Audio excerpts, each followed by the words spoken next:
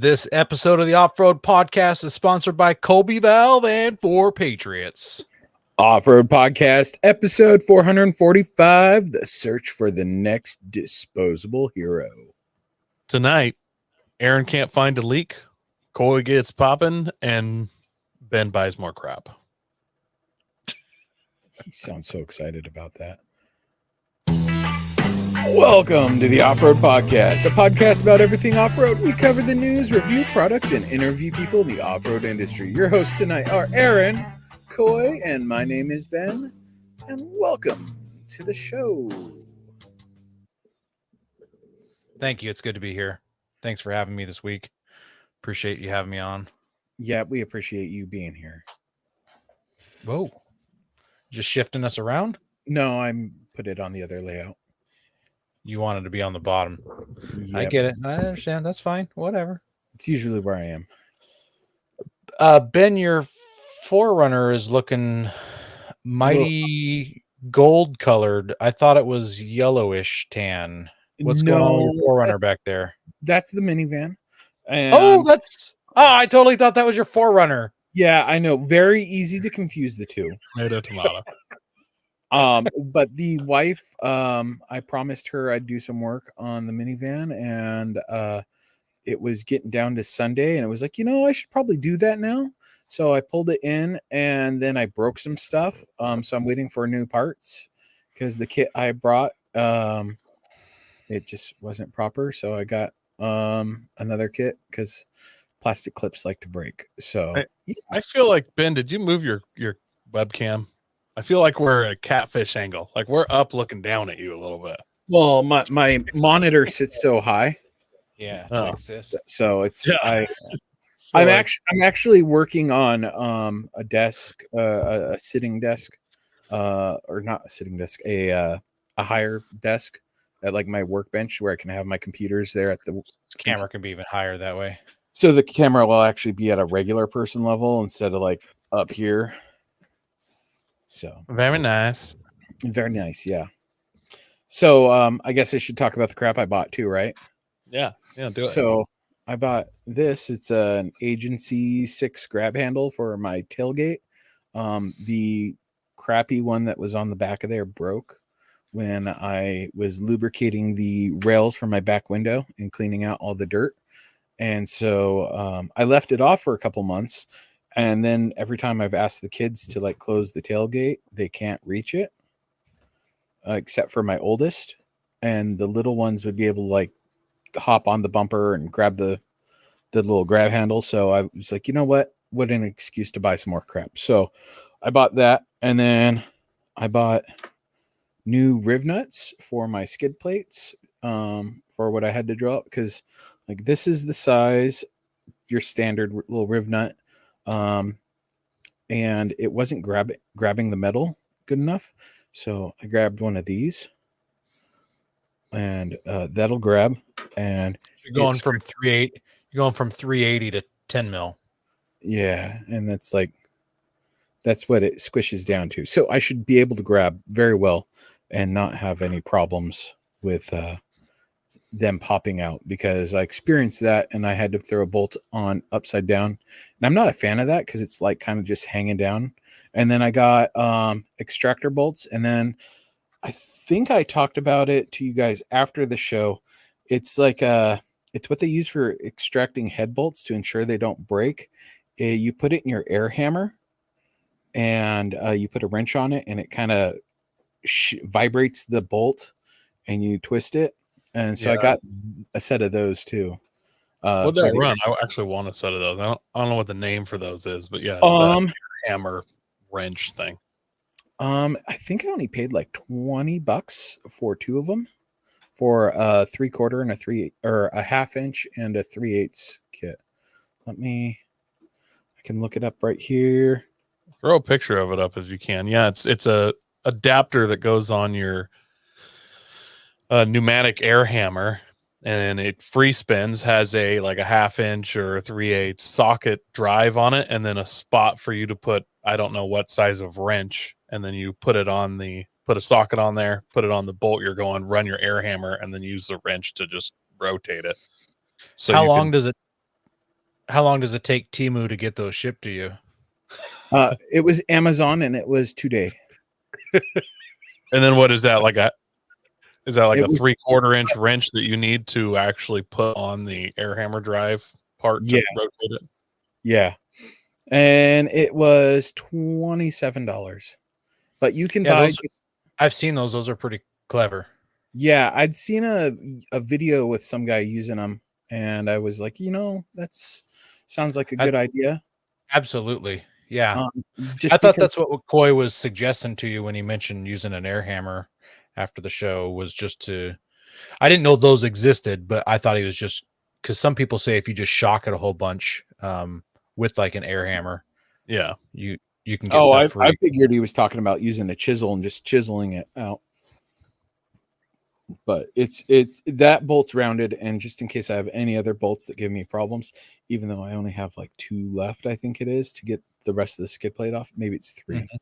But they're up higher, and they should come out a whole lot easier. We'll see.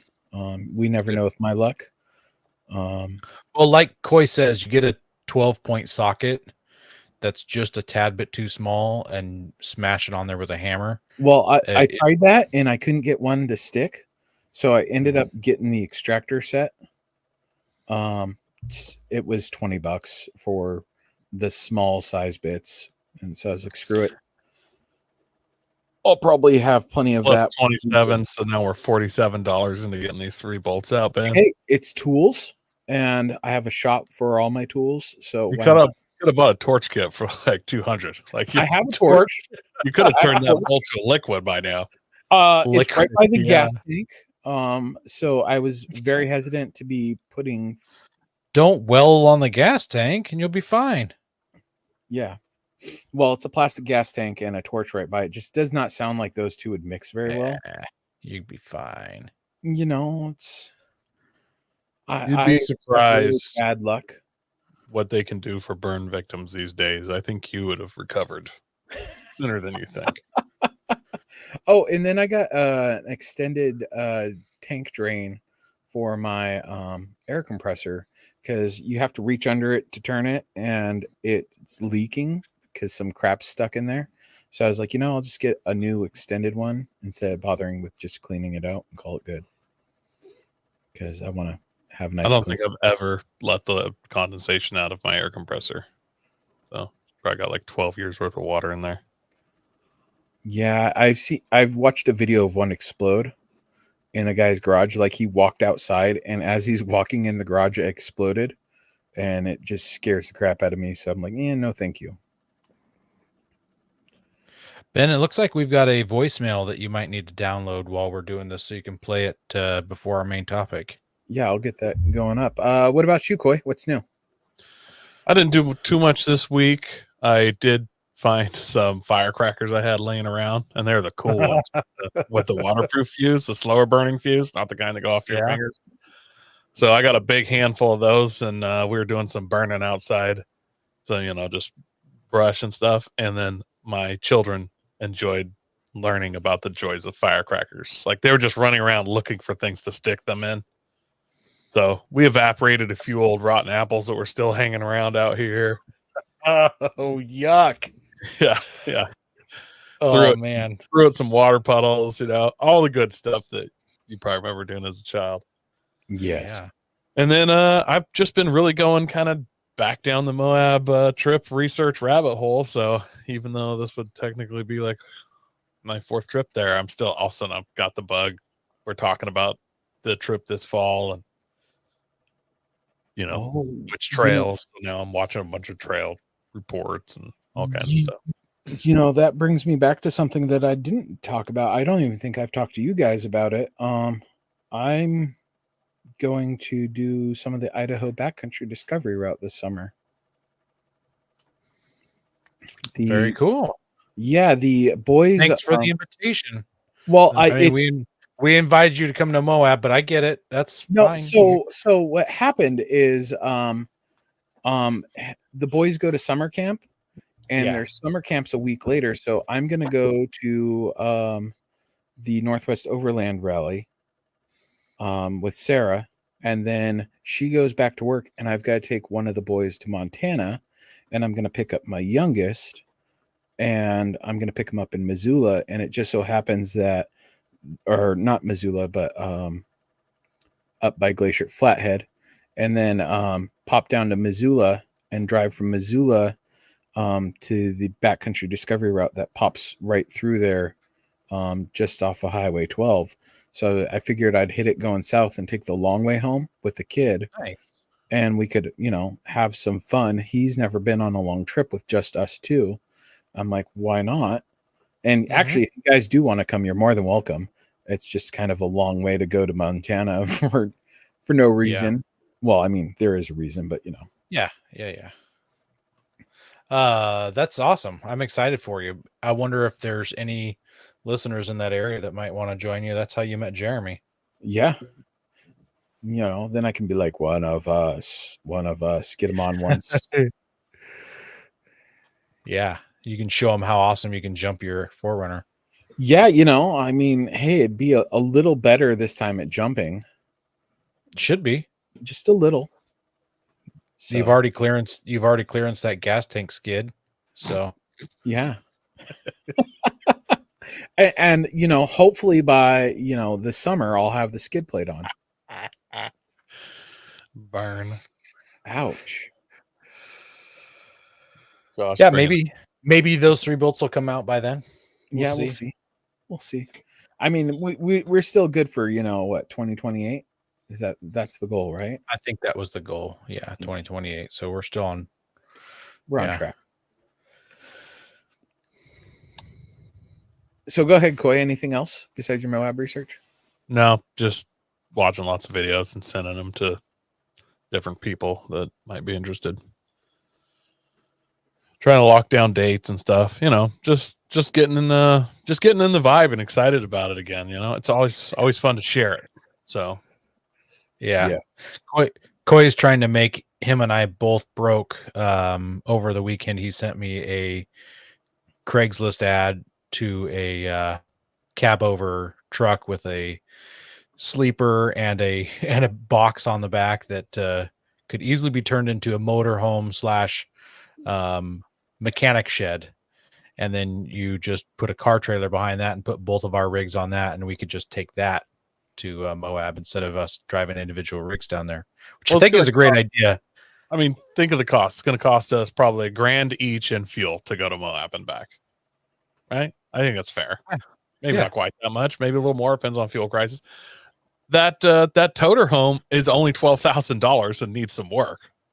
Just a little work, but a little work. We split fuel. It probably actually saved us in fuel. We tow both rigs. We'll have to sell our trailers and buy a 2-car trailer. I mean, refit the entirety of the inside of that into a motorhome, and then obviously pick up a couple of adventure bikes. I'm not saying like $30,000 Honda Africa. No, they don't have to be that expensive. Like a KTM or something. We pick it up $6-8 whatever. A couple of those, just because once we have the motorhome parked, we don't want to be running that around. So we need some bikes to get around. Yeah, you got to get to town on a bike. I feel like we're into this under 25,000 each, and it saves money long term. I'd probably need to take an extra week off of work unpaid. Since we got the bikes, we might as well go on an adventure ride while we're there too. Obviously, we're going to probably have to take a week off just to get this thing running and stuff too. So I'd say true too. Yeah, probably sometime here in the spring we'll both take a week off to really get down. Like we need to go through all those air cans and stuff and do a little pre-trip. Take it on 300-400 mile run. Just check it all out. Ben could come down and do the pre-trip for us. Do the pre-trip inspection. Super fresh in his mind. Oh yeah. I own a Class A vehicle. Nobody's pre-trip of that, including myself. The problem was, Coy, I showed that ad to my wife and she immediately walked away and didn't even let me explain how it was going to be a good idea. My wife was actually kind of into it.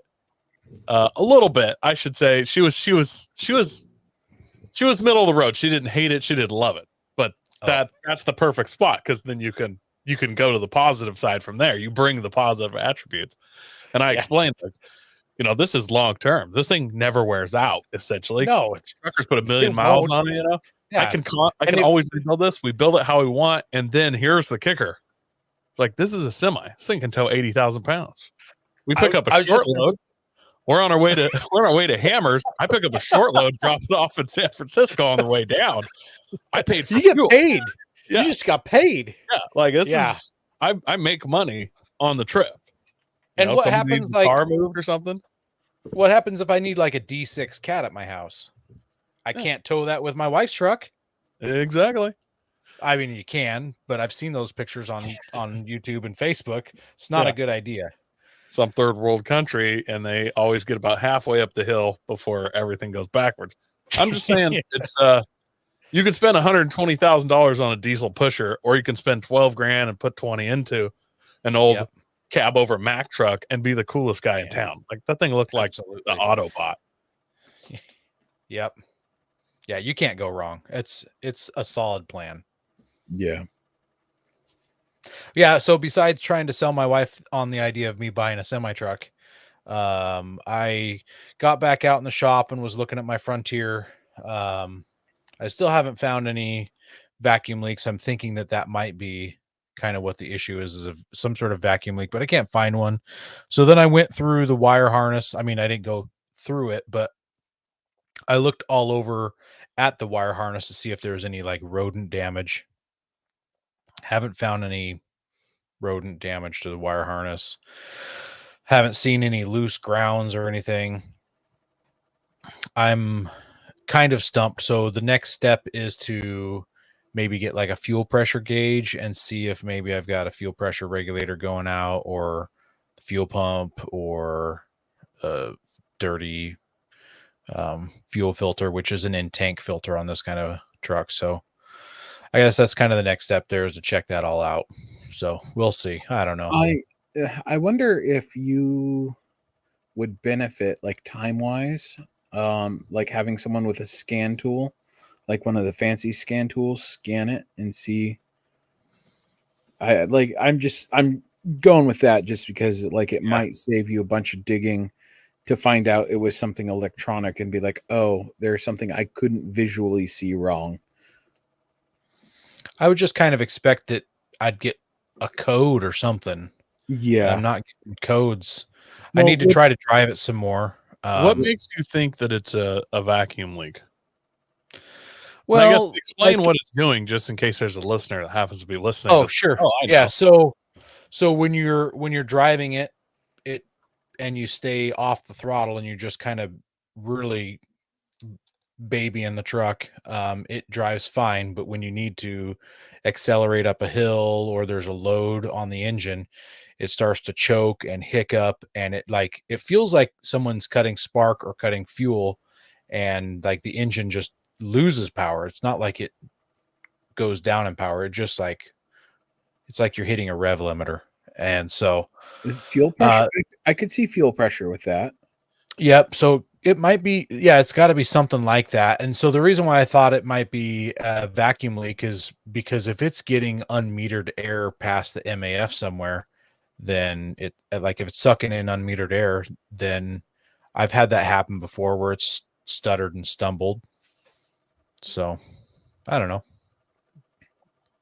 That's kind of why I was the only reason I have a hard time believing it's fuel cut is because it seems like the computer to me is cutting spark. Like, that's what because it spits and sputters like it's getting too much fuel. I mean, it sounds like a rev limiter, so it doesn't sound like it's choking because it's running out of fuel. It literally sounds like the computer's limiting power. I agree with that. I'm just trying to do the things that I can look into before I talk to somebody else. So Eric's asking if it's got a plugged cat. It definitely does not have a plugged cat. None of the 4 cats are plugged for sure. This is me going just way out wild. If you do that, do you have a traction control light? Mm-hmm. Have you watched to see if your traction control light comes on when it does this? Well, right now there's some issue, and I don't know what's going on, but the ABS light is on, which causes the slip light to also come on. Could and that be part of this then? I think that's related. well, so but when those things are on, it shuts the traction control off, and I can do burnouts for days and not have any interruption of the traction control. Maybe I need to check my ABS lines or something.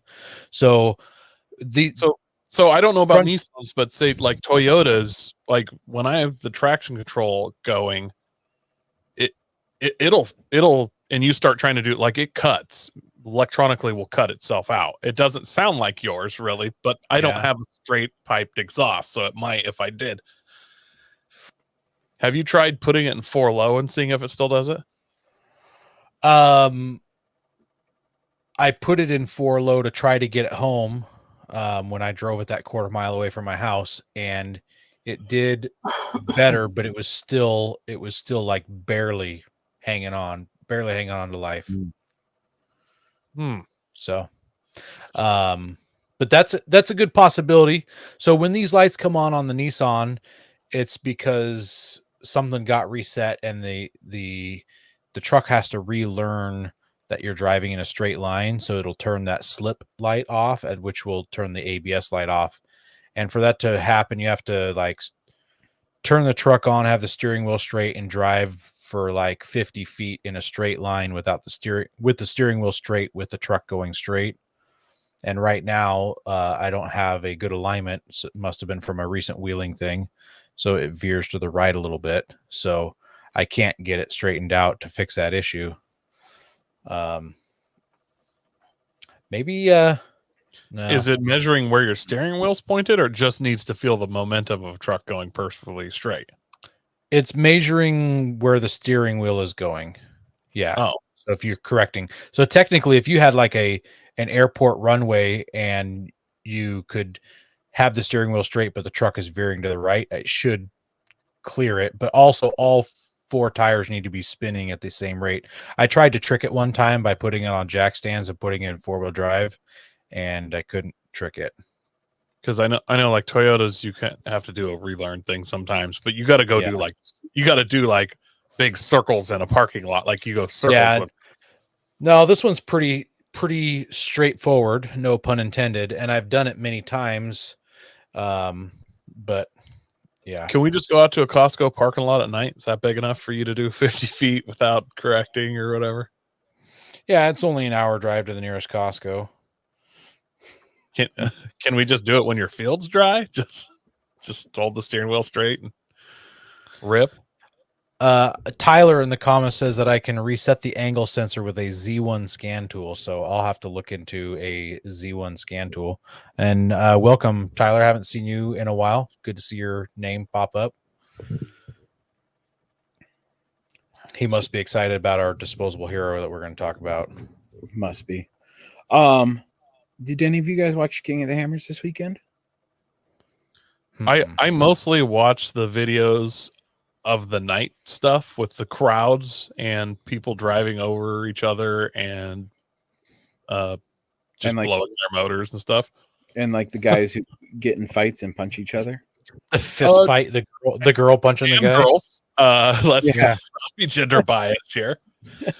That one video of that chick, I don't know if she hits him with a beer can or a rock or what is. She laid him out. I don't know what happened, but it appeared he dumped someone's beer out and was talking crap. It's far away. And then what looks like a chick comes up with something big in her hand and just blasts him in the side of the head. And generally between dudes, that's like attempted murder. Yeah, it sounded like he was talking. He was like interfering with the wheeling that was going on. There's only 3,000 people there. Like everyone's interfering. Yeah. It just blows my mind that all the videos were like, don't mess with this chick. But if it was a dude, it'd be like, that guy's going to jail. Yeah. You know what I mean? Like, exactly. I like the one where a guy had like a built Forerunner. I mean, kind of in the vein of our trucks, looked like maybe 35s or so, front bumper of the winch. Looked like he was stuck. There was some like tube frame buggy Jeep trying to get around him. And he just stops trying and drives over the hood of guy's Forerunner. Like just clearly just screw it and just drives over. And the crowd goes wild, but it's like, if somebody in a buggy just drove over the hood of my FJ while I was stuck, I would on foot, my fat butt would chase you with the intent of throttling all life out of you. Like, I don't know how no one's been murdered down there yet. Like, someone's got to die at some point, I think. Yeah. Just looking at these crowds and the stuff that's going on, it's insane. Yeah. Well, I caught some of this race, and I heard about this guy coming across the line. And this is a Can-Am, one of the side-by-sides. And he finished the race with this broken in half coilover or strut. It's hard to tell. It looks like a coilover that's snapped in half. But he managed to finish the race like that, and he placed pretty high. It's Kyle Cheney and Terry Madden from Can-Am Off-Road. So yeah, they. I do gotta say, man, are the side-by-sides getting better? Like, there was no side-by-side coverage, and I saw some crazy side-by-side stuff where just like they would be hitting these rocks and the suspension movement, and like you'd think they're gonna roll, and the dude's catching it, and the catches it. Like some really intense side-by-side stuff that I'd never seen before this year. Did you guys notice that? I noticed there was some sort of like lack of coverage on like a lot of things. Like when John Matthews was running qualifiers, he had like mentioned once or twice, and they said like he was favored to do well, and they totally skipped out on mentioning him while he was doing the qualifying race. And I was like, that's kind of disappointing. Yeah, finished physical first, but got 56-minute penalty, which pushed him back to 8th. Oh my God. What did he get a 56-minute penalty for? I think he probably cut some stuff out. There's some stuff you can go around, but you get like he took a shortcut, essentially. Yeah. That from what I understand, there's a couple spots where you can cut through and you get penalties. So yeah, it was what I enjoyed getting to watch with a few times I got to watch it. Like I was watching it at work in between shifts while I'm sitting there on the bus waiting for the high schoolers to get out of school. So what did you see the video? It looked like there was a Ferris wheel in Hammertown. Did you see that? No. I'm pretty sure there was a Ferris wheel in Hammertown. Oh my goodness. There's something huge and circular with LED lights on it that looked like a Ferris wheel from a distance. And I showed it to a buddy. I was like, is there a Ferris wheel in Hammertown? And he went there in like 2019. He's like, probably. Like, sounds par for course. Yeah. It was an interesting year because they had quite a bit of rain before the races. Oh yeah, Leroy Overlanding says he was that a Ferris wheel, or what do you think?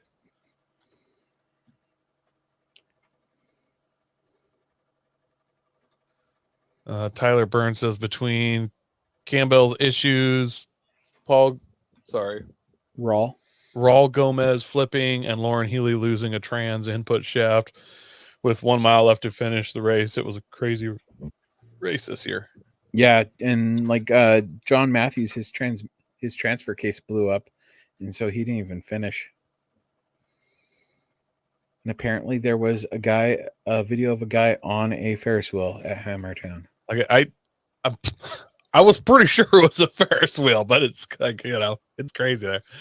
There's a picture of a fire that you could see from like 14 miles away, like a bonfire. Oh, yeah. There was a Ferris wheel. There's a video on the King of Hammers page. Wow. Good night. Like it's getting I think we have to go next year, guys. Like something's gonna happen where they're gonna have to bottleneck it a little bit somehow or do something. Like yeah. Apparently there's a Laser Town now too. So I haven't kept up with King of Hammers. Interesting. I just some of these pictures of the night wheeling, and then the parties, even the Everyman's Challenge. Did you see all the crazy traffic jam where guys were broke down? It was like 12 rigs, just all, I think it was the bottom of Chocolate Thunder or whatever, just all trying to drive over each other and stuff. Like it's getting chaotic, man. Yeah. No, I was watching stuff and I'm just like, man, it would be fun to go. And I The only thing that sucks is with my new bus driver schedule is I could probably only go for 4 days. I'd have to leave it like right after I got off work on a Wednesday. Well, you can just PTO, Ben. No, that is my PTO. I get like Oh. 2-3 days I can use. Well, it makes No, you sense. You that can get would- unpaid time off also. Oh, that's a whole lot harder to do. I Contract. have an even better question, Ben. How long do you have to stay out of that school bus if you get COVID? I wish it was like that. Oh, sorry, Oh, got man. COVID, guys. I'm going to Hammertown. No, hilarious. you take 3 days off going to Hammerdown. You're like, man, there was 1 billion people there. California, I got COVID. I'm down positive. So 10 days off, man. Follow the science. And what are they going to say? Get back here with your COVID, drive these kids around in this enclosed box? Like, no, you're free to go. Yeah. That's hilarious. Tyler, I'm going to reach out to you after the show or tomorrow. I want to ask you some more questions about this Z1 scan tool. So stay tuned. This Week in Review was brought to you by 4 Patriots. Have you ever been concerned with the shelf life of the food you take camping? Since you're a listener of the podcast, we know you at least keep some emergency food stashed in your rig. 4 Patriots sells a variety of survival food and equipment that pair great with the off-road and adventure lifestyle. 4 Patriots set up a special page for you at 4patriots.com/FRN so that listeners of the Off-Road Podcast can see this week's discounts and deals before they go away. Well, you guys want to hear this voicemail we got? Yeah. I'm curious who it is. I have no My idea. prediction for the next disposable hero is going to be the Nissan Path Smasher. Play My that prediction again. For the next disposable hero is going to be the Nissan Path Smasher. Oh, the Nissan Path Who- Smasher. Who is that? Pathfinder. 541 area code? Yeah, don't give the number away because that might not be good. But yeah, 541 is an Oregon area code. I have no idea who that is. I don't recognize the It's name. nobody in my phone book that I can Yeah. tell. That's nobody I recognize either. Oh, Travis is saying it's him. Ha! Now we have Oh, Travis' there phone number. We're gonna spam call you. Yeah. Yep. I'm gonna robocall you. Thanks for calling in, Travis. We're about to call and see if you'd like solar panels installed on your roof. Hello, have I'm Eric. a prince from Africa. We'll have Eric call him about his extended warranty coverage. Yes, there we go. He'll mess up and have to call back. Don't worry.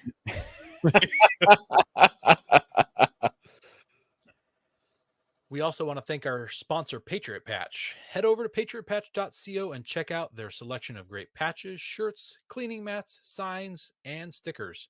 You can also join the Patch of the Month Club for $15 and receive a patch, matching sticker, and artist proof each month. Oh, look at that. That's those right here, right? These right here? Yes, right there. these right here. Ben, did you get 2 stickers? No, I only got one. Oh, I guess they don't love you as much as they love me. Did you Yours notice- are probably sticking together. Did you notice, guys, how I don't have mine? Did you not check your mail? No, it's because my wife immediately was like, "Was this for me?" And I was like, "Yeah." And she's like, "Oh my god, so sweet." Does she even understand what's happening in the picture? She liked it. All right. Well, great. Good job. Yeah. I last night I was putting something away in a cupboard behind me and I opened it up and I found a Christmas or birthday present for my wife up there. And I pulled it out. I pulled it out and I said, "Honey, come in here. I got something for you," because her birthday is like a week after Christmas. And so I handed it to her. I said, "Merry birthday." And then Merry that was Christmas. that was yesterday, and today we were talking and I'm like, "Oh shoot, I screwed up. I wasn't supposed to give that to you till Valentine's Day. That was actually your Valentine's gift and I gave it to you early." Swear you just do the happy Valentiversary. Yeah, it was funny. That's great. Anyways, yep. Also, we have patches, $13 shipped in the US for one, $10 for any additional, or $10 picked up in person from any one of us three. Just send us a message through any of our channels, and we can set you up with a PayPal link. Have tire troubles ever left you deflated? Colby Valve has got you covered. Ever have a valve stem leak? Colby Valve makes reusable and easily replaceable valve stems that don't require you to remove your tire from the wheel. They work with your off-road rig, ATV, side-by-side, commuter vehicle, or even your tractor. Never be left stranded again because of a busted valve stem. They also have a tire repair kit for those punctures that keep you away from doing your favorite thing, wheeling. Make sure to check out colbyvalve.com or ask for them at your local off-road products store. All right, guys, we got our first article from Motor One, the Ram 15 RHO, what we know. Before I read this article, I wanted to touch base with you guys. What do you think RHO stands for? Is this a Ram 1500 row? Ram high output. I thought maybe it was that, but I want to really, really, really push this, that we all start calling it really high output. So when we see it, we can make fun of it, like, oh, really high output. Oh. Just something I want to put out in the universe. And also, if we call it a row, that makes it, doesn't that make it feel slow? Like you're rowing it? Row. Are you going to lean out your window and do a rowing motion every time you drive by one, or is this going to be kind of like TRX, where it's just like TRX was T-Rex, so this is going to be Rhino? I would have called it something different. RNO, or I don't know, Rhino. I don't know. I wonder if it's road performance. I don't know. ROP.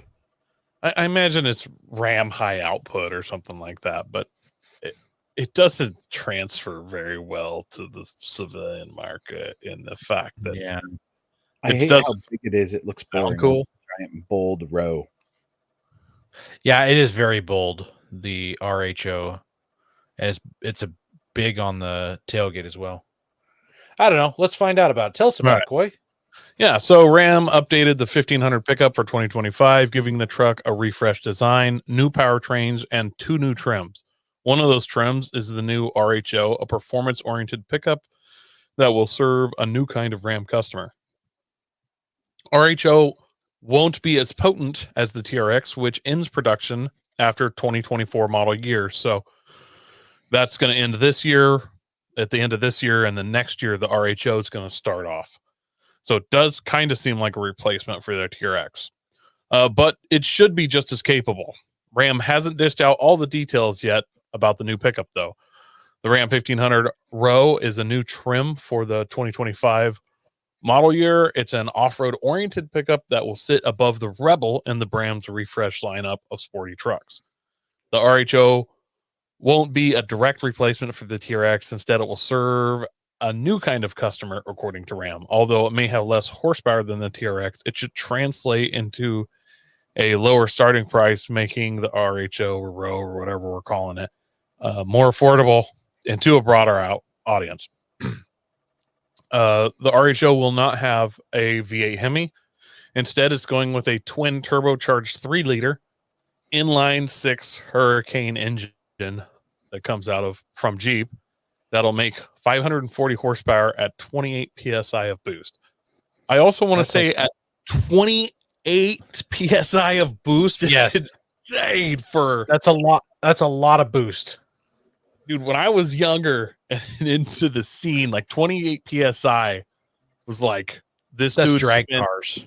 Yeah, that's if it was a street car on 28 psi, it was a modded Evo or a DSM or something that was going to get 2 years max of little street track driving and then just epically explode. Eric's in the comments with similar to the Forge show, super high output, said with a lisp. Yeah. Badlands says that his new AT4 is at 29 pounds of boost. I assume he's referring to boost. since that's what we're talking about. But it is a Chevy, so you never know what 29 Tire pounds pressure. it That's is. totally tire Could pressure. be tire pressure. I'm curious, Badlands, did you crank it up to 29, or is that from the factory at 29? I'm curious, is his a diesel? Because if it's 29 and a diesel, I'm like, oh, No, just who cares? no, they dropped the diesel. Oh. Also want to point out that all of us will have a higher displacement engine in our vehicles than this, which makes us superior.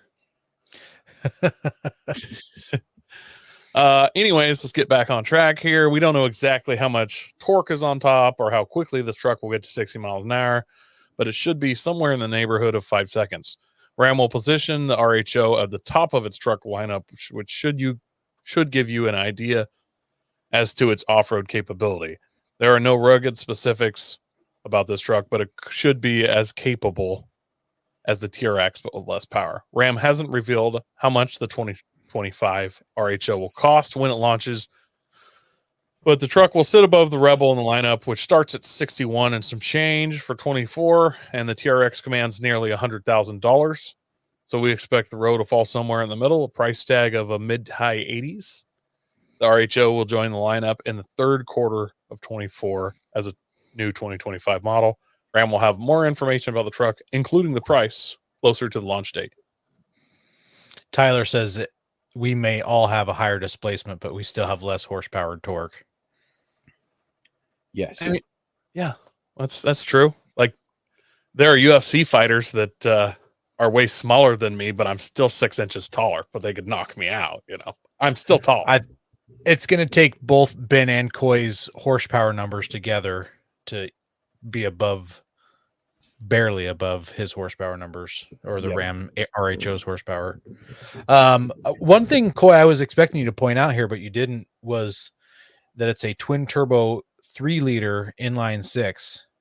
You know who else has pioneered that 3-liter inline 6 forever? Toyota? BMW. Oh, BMW. Yeah. True.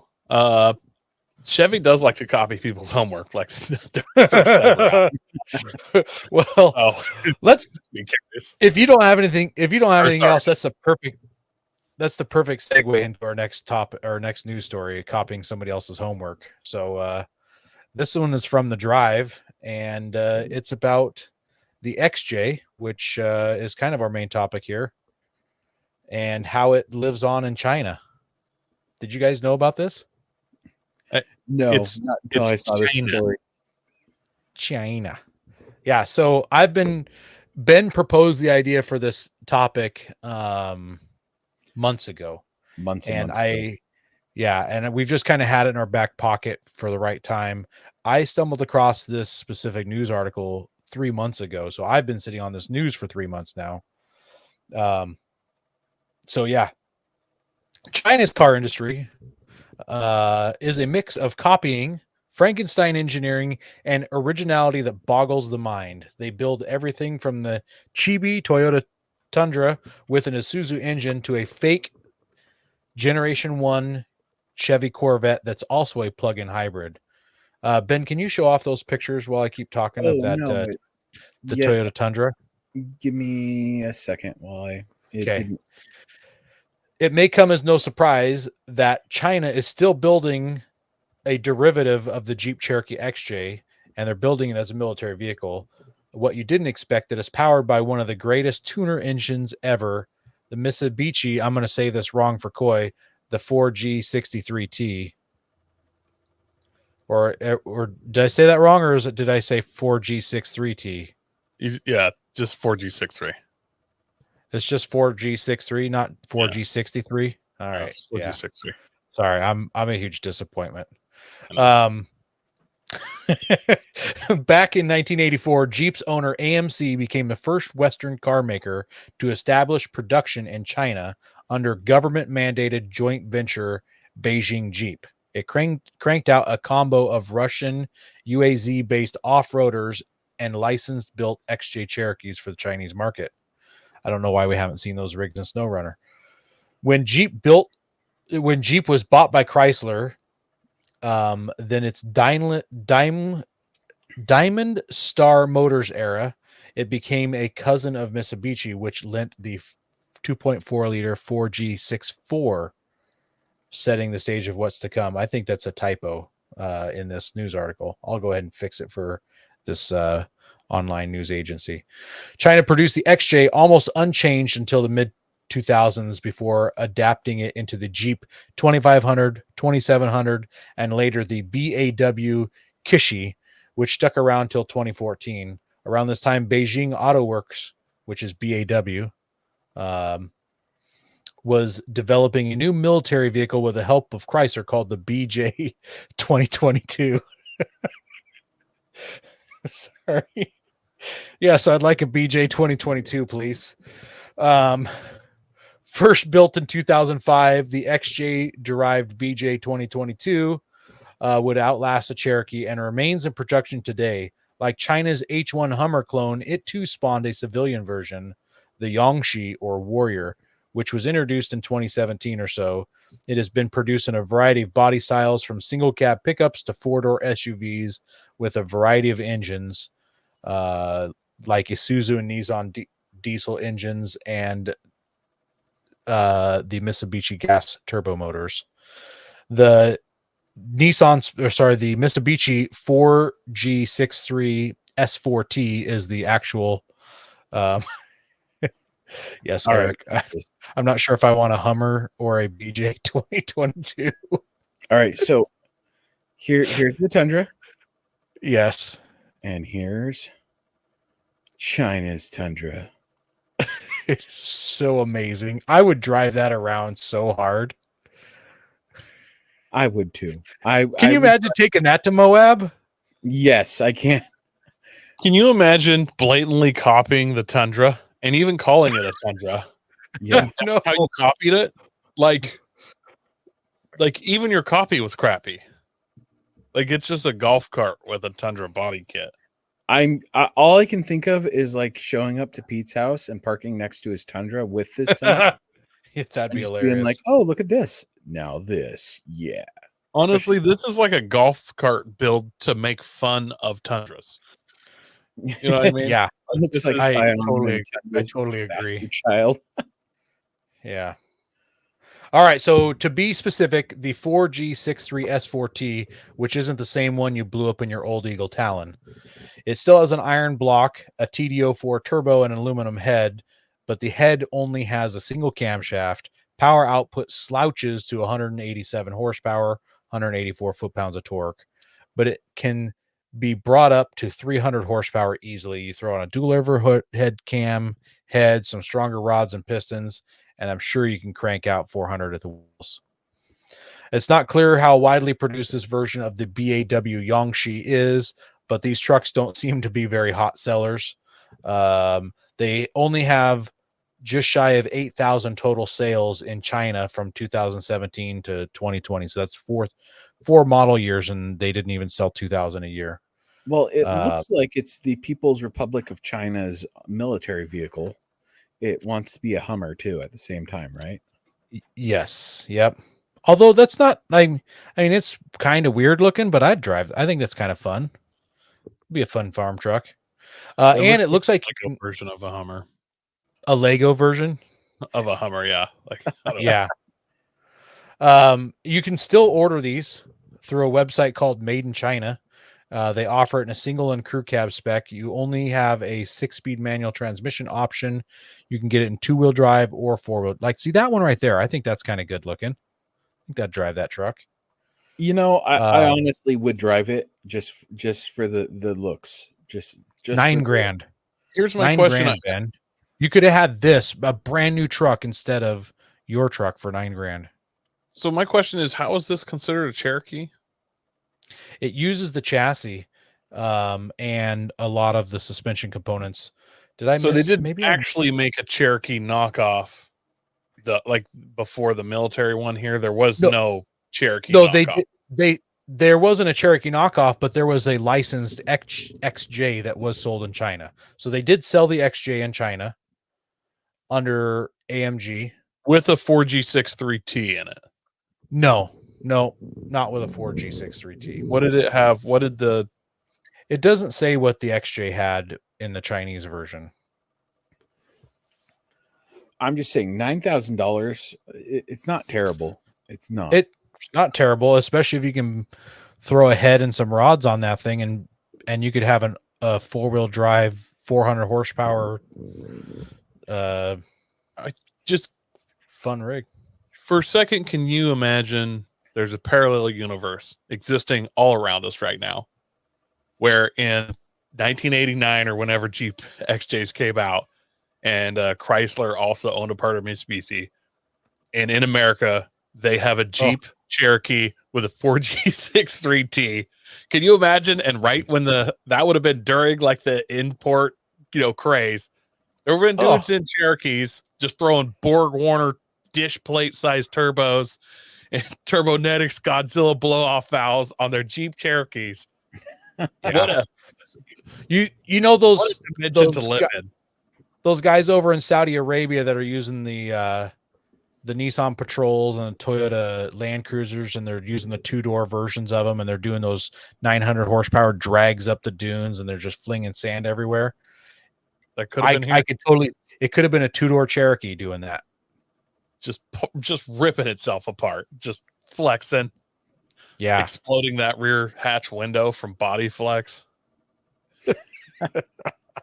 They look like, Badlands is here with they look like the NPC cars from the early 2000s open world racing games, like Need for Speed, and it looks like a vehicle that'd be in Grand Theft Auto, like an early version of it. Yeah. One of my friends must be listening to the show, and he sent me the screenshot of the Motor Trend's first drive Toyota $10,000 pickup, which we've talked about in our news before about a month ago, but similar to that, but cheaper. Yeah, it's cheaper than this, and you get a turbo. I'd much rather have that times 10. You'd rather have this Toyota. The fact that I could throw a dual overhead cam head on that and live out all my ricey fantasies. You're saying you'd rather have the Chinese truck over the Toyota? Oh, this is a tough chocolate for vanilla question, because just aesthetically and on face value, I want that Toyota. It's better in every way. But then you're like, hey, absolutely, with minimal mods, we could get you 300 horsepower of forced induction goodness that and love from your childhood. And I'm just like, and probably for the same price. It says it's only $9,000. That Toyota says 10, but 10 is like the super cheapest you can get it. That's with no bedsides or anything. You're probably looking at like 13, 14. You throw $5,000 worth of parts at that engine, you're good to go. Send it, full send. After I absolutely Mongolian motor mangle that first motor, which is probably within the first year that I've thrown boost at it, then that's when it gets expensive, because it's going to cost me $9,000 for low comp forge internals and a new block. Please tell me that you're going to use one of those boost controllers off of eBay, the brass ones with the spring in the ball, and you just turn that threaded screw to increase the boost. Why not? It seems safe, right? We used to crush them to make them better. How is that worse? I can't believe that people did that, but yes. When you look back on it, be like, hey, we used to crush boost controllers to get 8 more horsepower with channel locks, and people are like, oh yeah, no, we all did that. Yeah. And we're almost at an hour for the show. Let's jump into the main topic, you guys. All right. Well, we should start this off with the original Disposable Hero and what makes it the Disposable Hero. And we're talking about the XJ and what makes a Disposable Hero. And, something that's cheap, sub 4K, easy to find, plentiful, lots of them out there, available mods, easy to turn into a wheeler from stock or capable out of the box, reliable, and can swap mods over to a new rig from the old rig. So like say your XJ, you just take off your suspension, your bumpers, and you bolt it onto your new XJ. So yeah, that's really what made the Disposable Hero so awesome is back when $1,000 cars were a thing, you'd go out and spend $1,000 on an XJ and wheel it till it wouldn't run, and then get a new one.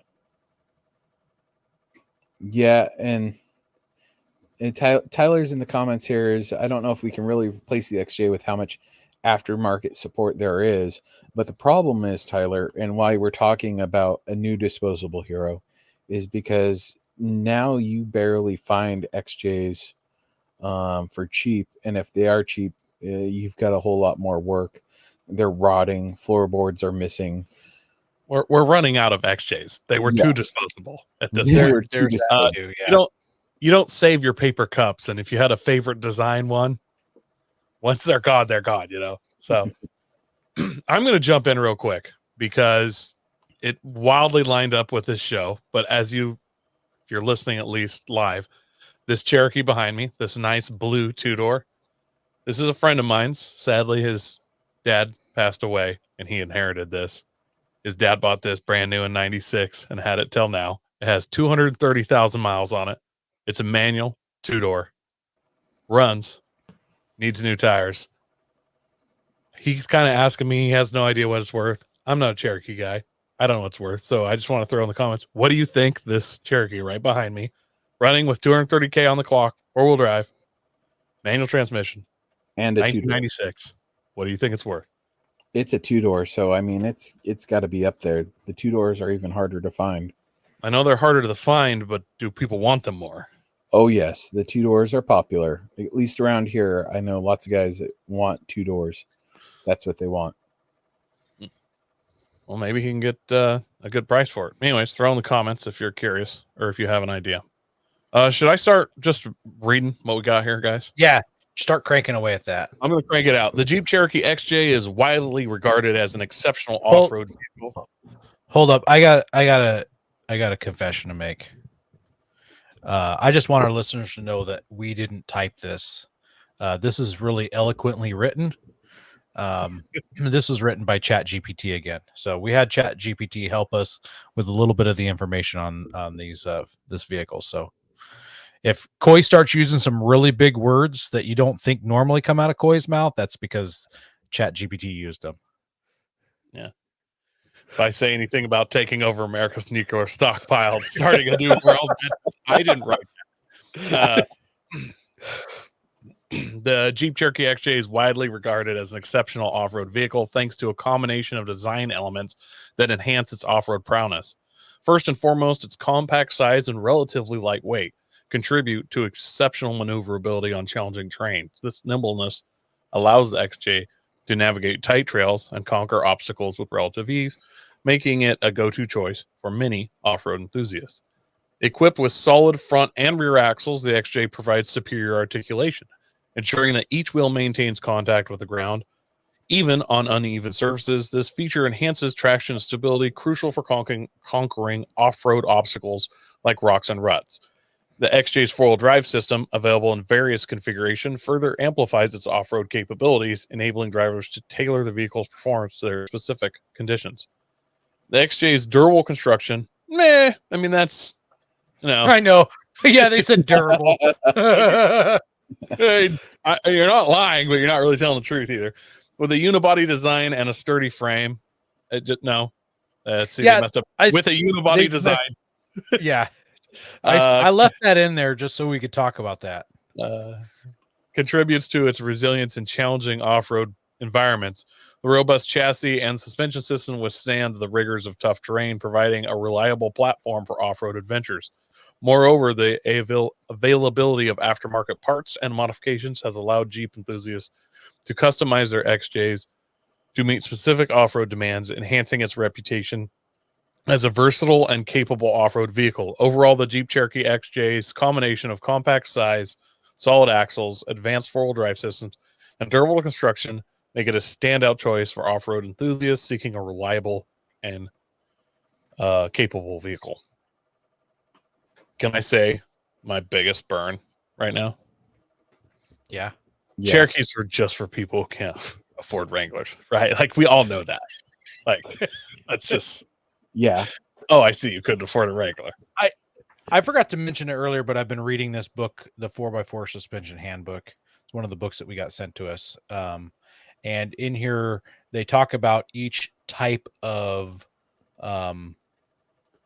each type of suspension style, and in here they mention the XJ, and I got to find it, but it talks about how much lift it takes for each type of suspension style to fit what size tire underneath it.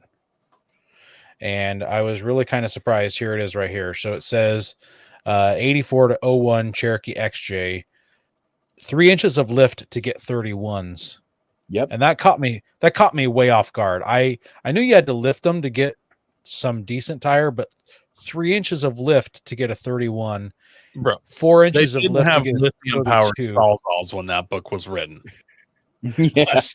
I suppose. Absolutely not. Yeah, you could fit 33s on a Cherokee with a Sawzall and a hammer. Okay. It stops at 32s. It doesn't even go to 33s. So you need 4 inches of lift to go to 32s. And then it does say with additional modifications, none. So I would consider a Sawzall and a hammer additional modifications.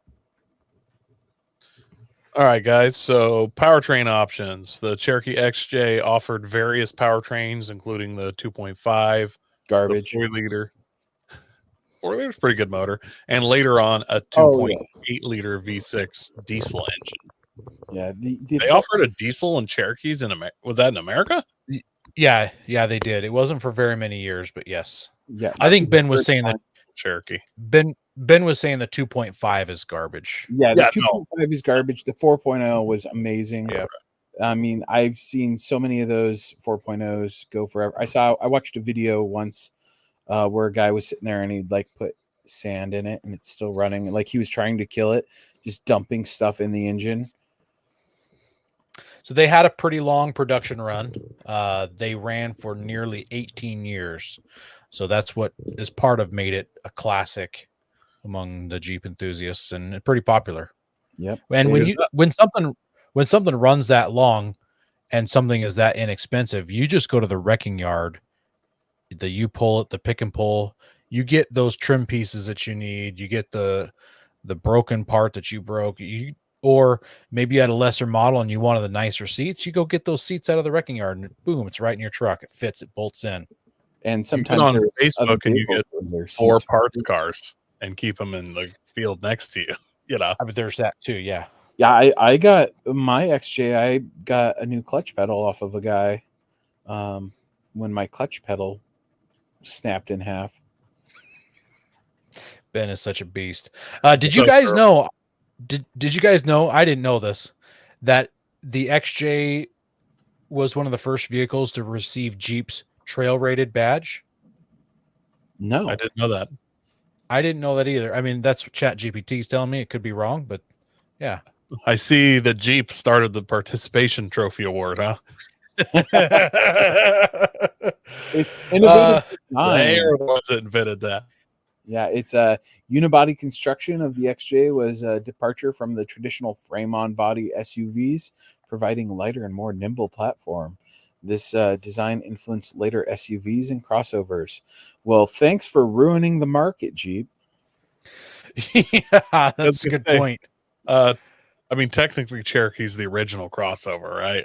Like, yeah, I mean, it's a glorified Subaru, right? Or Subaru's a glorified Jeep, or more or less. They made quite a few different variants of the XJ as well. In addition to the standard model, they had special editions, limited sport, the country. We all know how sweet that one was. These editions often came with like specific features and mostly trim editions and stuff. Yeah. And it was used in off-road racing, motorsports. Its compact size, solid axles, and capable suspension made it a favorite choice. Mostly tough truck competitions. Exactly. Yeah. Yeah. Where you didn't mind it just getting totally trashed. Yeah. Where it just got loaded on a record, taken out. Beyond its automotive reputation, it's been left a mark in popular culture, appearing in movies, TV, video games. Its rugged image and distinctive design have made it an icon in the SUV world. It's a brick on wheels. Iconic for me is like it was the It was the second male Jeep. You all have that thought in your head of a male Jeep, Yep. and then you say that no, the next male Jeep, and you go, oh, it's Cherokee male Jeep. That's a good point. The Jeep Cherokee XJ is pretty highly guarded, but it does have its own set of issues, and I'll burn through those really quickly. Rust concerns, a prevalent problem they had with rust, especially regions where road salt is used in the winter. Unibody construction made certain areas extremely susceptible to corrosion, such as rear quarters and floor pans. Cooling system challenges. Hold on. I just want to say I've seen people lay on the ground, reach through their floorboard, and unlock their car from through the floorboard on an XJ. Aaron, don't you remember when you were helping me with my clutch? And on mine, when we were pulling out the transmission and I handed you the wrench through the floor? Yes, I do. Don't you just stop working on it if there's a rusted hole in the floorboard? You just set it on its way? Nope. No, you just hide it under the carpet and don't tell people about it when you sell it to them. Yep. Wow. Cooling system challenges. Some XJ owners experience cooling system issues, including radiator and water pump failures. The 4-liter engine, while robust, did face overheating problems if the cooling system wasn't maintained properly. Yeah, and 3, electrical gremlins. This is the one I remember the most. This and the transmission issues. While the XJ age, electrical problems like faulty wiring, sensor issues, and gauge malfunctions were reported. Transmission concerns. The automatic transmissions, especially in the early models, were cited for issues like slipping and failure. Regular maintenance and careful driving were essential for longevity. Window regulator. Careful driving. Yeah. That explains my problem. Have you ever seen someone carefully drive a Cherokee, though? No. Window regulator failures. Owners sometimes face problems with power window regulators failing, causing windows to become stuck, open or shut, or in between, which I don't know if they're known for that. Like, that's a 90s thing, not so much a Jeep thing, I think. But that's a good point. Door hinge wear due to frequent use of the rear doors. The hinge wear and sagging were reported by many owners. Regular lubrication maintenance could help mitigate. Steering box wear was another reported concern, leading to play and imprecise handling. And then the Chrysler 8.25 rear axle issues. Some models equipped with the Chrysler 825 rear axle had issues with the axle shaft bearings and seals, potentially leading to leaks and reduced performance. The door hinge wear is for the wheelers. It's not from that. It's because the frame is twisting so much and staying twisted. Not the frame. The unibody. Yeah. I love the videos of them jumping and the back window shattering because the body moved so much it would explode the back window. Like, iconic for that.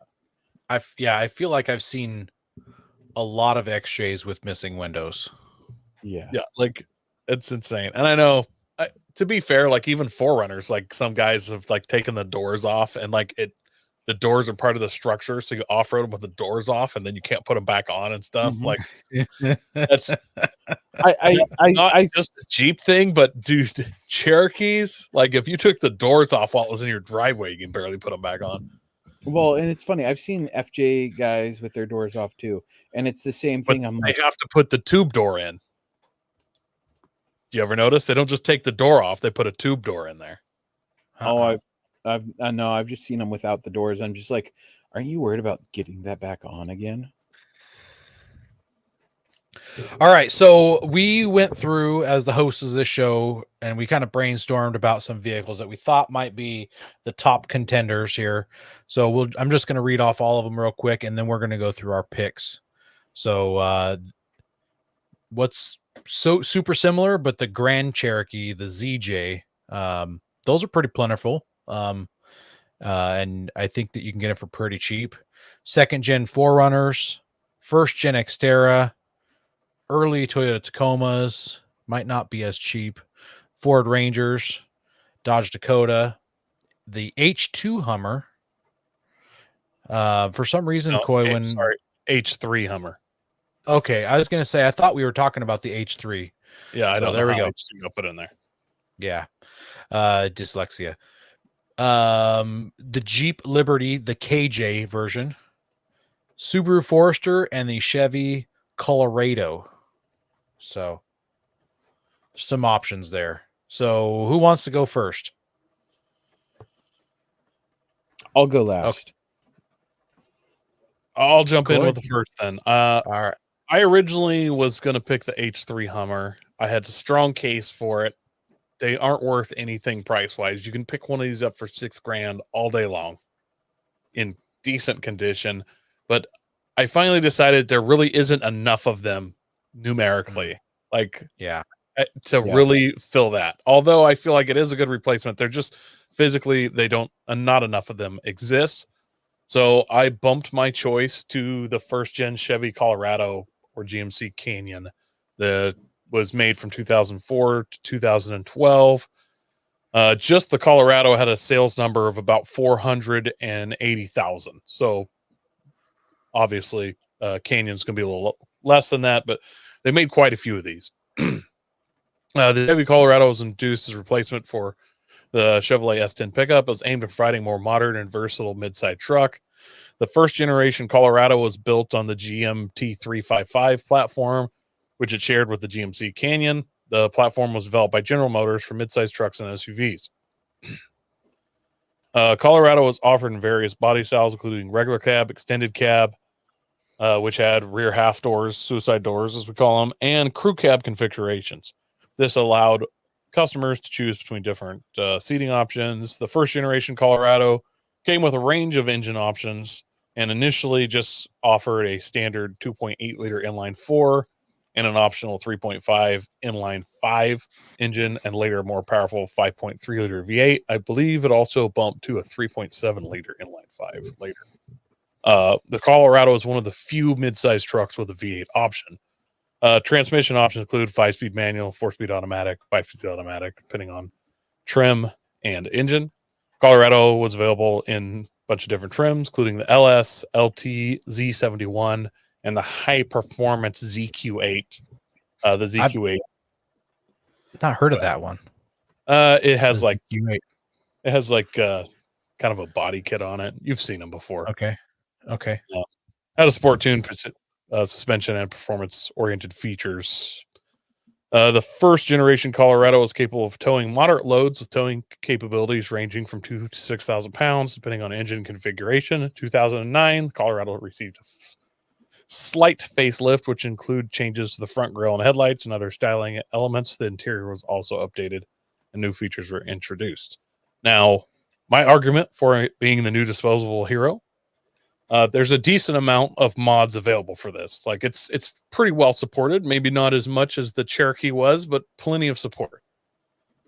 You can take the suspension off of an H3 and bolt it onto a Colorado, giving it like a 2.5-inch long travel. With junkyard parts. Like that. That's from what I understand. You can. The front diff out of an H3, there were some locker available ones with front lockers. You can steal those and put them in your Colorado, from what I understand. So there is some factory cross compatible stuff that you can kind of, get away with for cheap-ish. There's a V8 option. So everybody can talk about how they're going to swap a V8 into theirs later, even though we all know they won't. You know what I mean? So they're like, "Oh, I'm building this Colorado. We're going to put a V8 in it." I'm like, sure you will. Sure you will. Badland Industry says, well supported, LOL. I'm basically the last company actually making parts for them. I'm not, they're not a JK, but I'm saying you can definitely get parts for them. And also the Chevy Colorado, I feel like it straddles the thin line of being known for being reliable, but also having insane reliability issues. Like you'll see them with 200,000 miles, people with no problems. You'll see people that just had problems 100% of the time. And, they make bumpers and all the good stuff for these. So I think it's a decent replacement.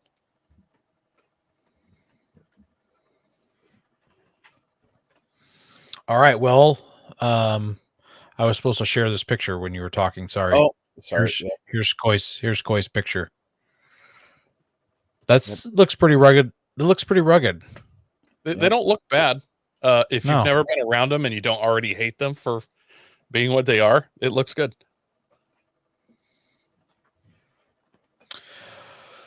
All right. Well, as you probably guessed, I picked a Nissan product. When I was looking back and thinking Hang on about one these. second. Tyler Burns asked what your range is on the first gen. 2004 to 2012 is what I understand. They actually started making them in 2003 as a 2004 model, though. All right, go ahead, Aaron. Yep. So I picked the first gen Xterra. They didn't make them for very long, which I'm kind of sad about. But then again, when they switched to the second gen. But the sales figures for the U.S.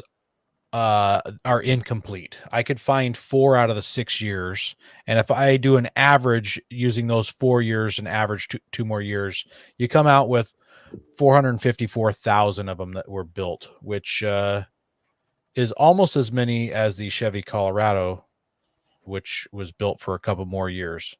So there's quite a bit of them out there. Hang on. Chuck puts in the comments, what were you hunting for? A Cherokee, a Nissan, or a Colorado? I'm curious what you were looking for. Oh, gotcha. A big boy build.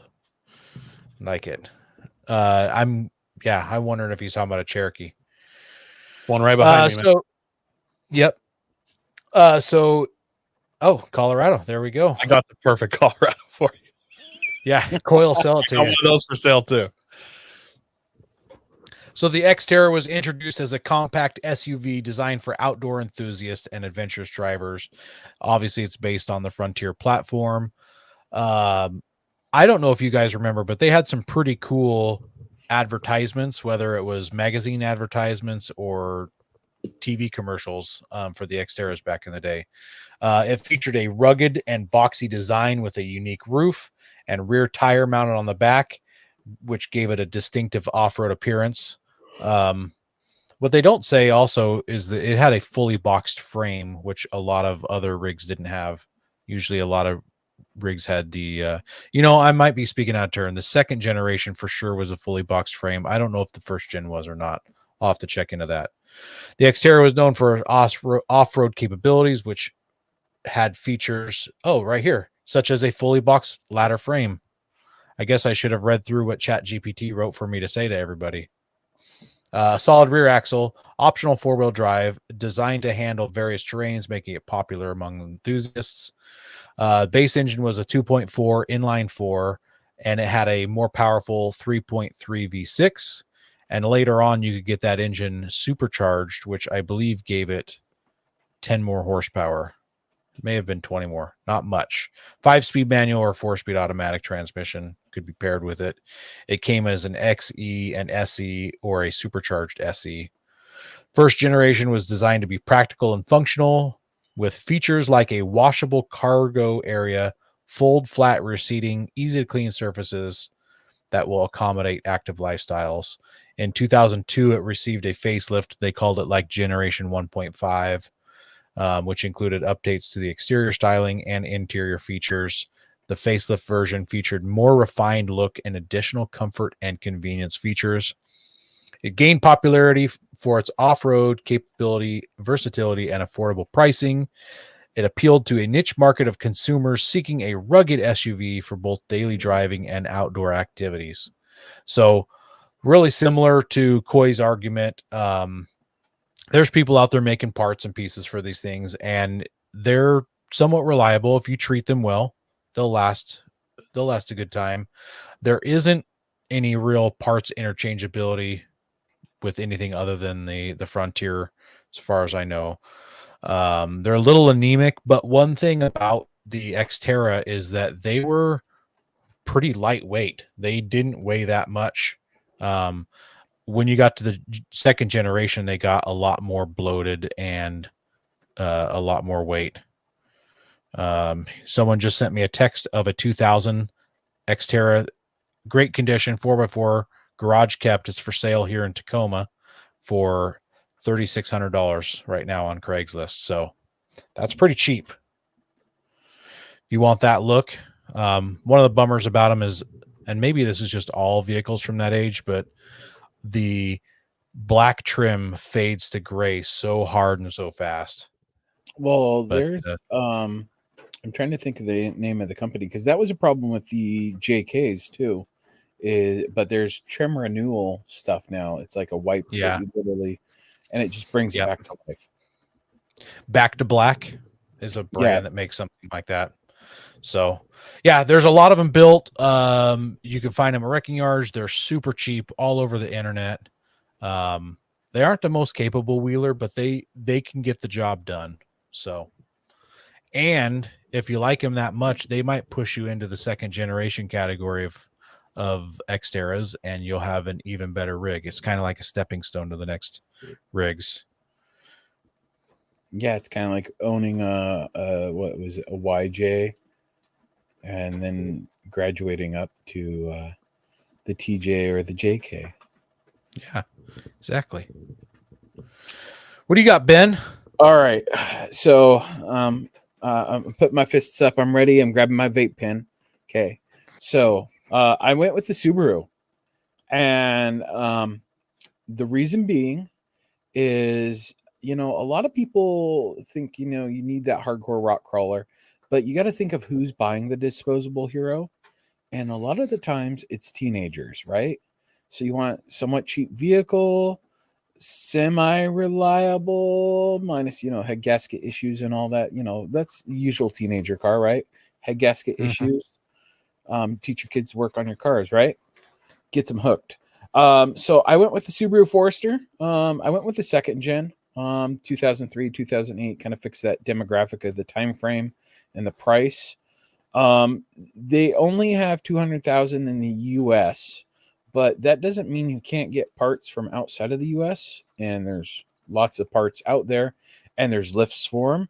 There's all that other stuff. And I'm gone into my argument before talking about it being a compact crossover SUV, blending elements of traditional station wagon with those of an SUV. So you fit your friends in there. Versatile alternative to your conventional SUV. The first gen Subaru shares a platform with the Impreza, which, if you're of our generation, the Impreza is like the original drift rally car. No, I'm shaking my head at Chuck Holt's comment. He said he has a buddy building a Forester on 1 ton and 42s. Right? See, How is that there. different from building an XJ? It's literally the same. It's literally the same. Yes. Yeah, it's so they That's came with an people do. all-wheel drive system.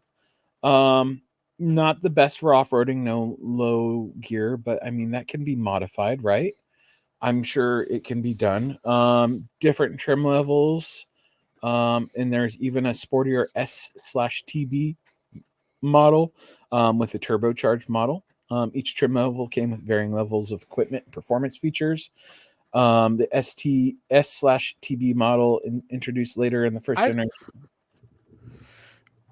As it says introduced later in the first generation, I wonder if you have information incorrect here or something, because the turbo model was called the XT.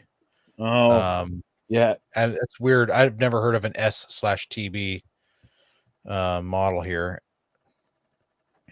But it's originally the Foresters and Subarus in general were known for their safety as being one of those safety vehicles. And it's all-wheel drive, great in the snow, ABS, airbags, and it's kind of boxy, rugged appearance, tall roof line, large windows so you can see where you're going. Despite its compact dimensions, the Foresters designed ample interior space, including a roomy and flexible cargo area, and the rear seats could be folded down so you could lay in the back, and nice flat floor in the back. And the first gen was super, and the second gen's even cooler in my opinion. And there's lifts and stuff for them. So like I was saying with my argument, there's lifts. It's cheap. It's fairly reliable. I mean, Subarus all have the head gasket issue, from my understanding. There's plenty of them out there. And I mean, throw a lift on it, throw a tent on it, or, throw a lift on it, some tires, or just some tires and go hit the dirt with it. I mean, it's a great rig to learn on. One thing I wanted to point out, and we all picked vehicles that fit this description, was something with 4 doors. And that was not all XJs were 4 doors, but the majority of them are. And it seemed like anytime you see an XJ out on the trail, there's somebody in the back seat, because your buddies are riding along with you. You're a teenager, it's your wheeling rig, your buddies jump in, you go wheeling. All of our rigs have that about them. You've got those 4 doors, so your broke friends can ride around with you. I think that's super important if you're going to fill that gap as the new disposable hero. Yeah, I was hanging on the point of the Ford Ranger because of just how many Ford Rangers there are out there. A lot. There's a bajillion Ford Rangers out there. You see them turned into wheelers all the time. I think the Ford Ranger would be my second pick out of this because of just how many there are, but it doesn't have that 4 doors. And that was something we kind of talked about behind the scenes, was just how many, having the 4 doors being something. I mean, they had the extra I feel like the cabs. Ranger is the disposable pre-runner. Yeah. Am I wrong? I mean, it does to Not me. wrong. Like, if you're in California, Arizona, Nevada, the Ranger might be higher on your list. There. And they made that first gen until what, 2012, 13, something like that. Well, that wouldn't be the first gen. Well, No, it wouldn't be the first gen, but they just made a lot of Ford Rangers, no matter the generation. They did make 4-door of the last generation before we got this newer one. Yeah, true. The Ford in other edition with a sweet step side and 4 doors. Yeah. in other countries got the 4-door, but we didn't get it here. So yeah, kind of look like the S10 crew cab, those 4-door S10s from back in the day.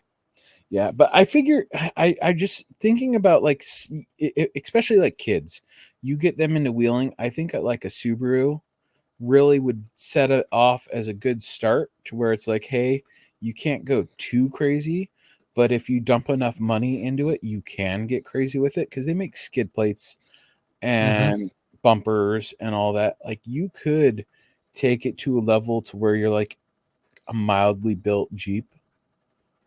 Not no, I think you could get it to a level of a Jeep. I don't think it could be a Jeep with anything bolted on, but unless, I'm pretty sure you can get a low range for these from like Australia, and until you got a low range in these, it's hard to say that you're going to be comparable with anything else with a low range. All right. Yeah, fun choice. All right, guys, does that wrap this episode up? I mean, have we fully solved the question of what the next disposable hero is? I want to hear what our listeners' thoughts are. And if you want to let us know, you can write to us the old-fashioned way. Or you can call us at 605-SPOTTER. Leave us a voicemail. I want to know what you guys think. Oh, yeah, there is a company that does. That's crazy.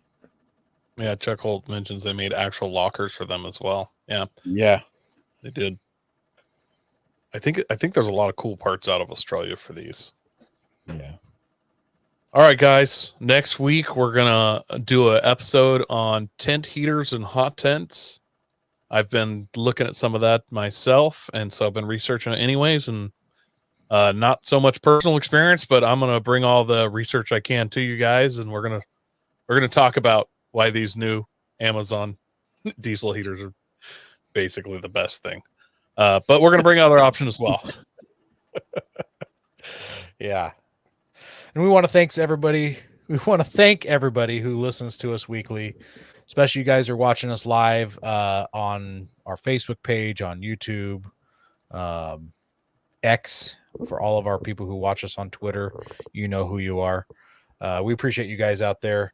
Please share us with your friends. Help us grow. Tyler, I'm going to call you, send you a text after the show, and God bless America.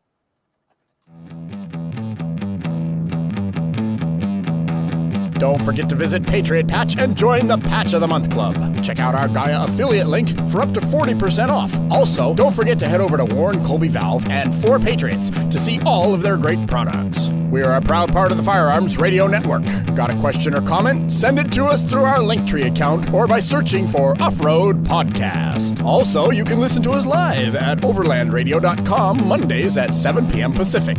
When off-road, please remember to have fun, tread lightly, and be safe and courteous. Thanks for listening.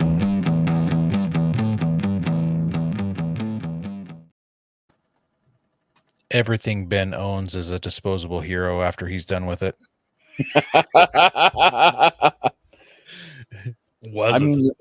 That's kind of why I put the second gen. I had the second gen Forerunners on there. I mean, like they fit the category, and they're the bastard childs of the Forerunners, just like the fourth gens are.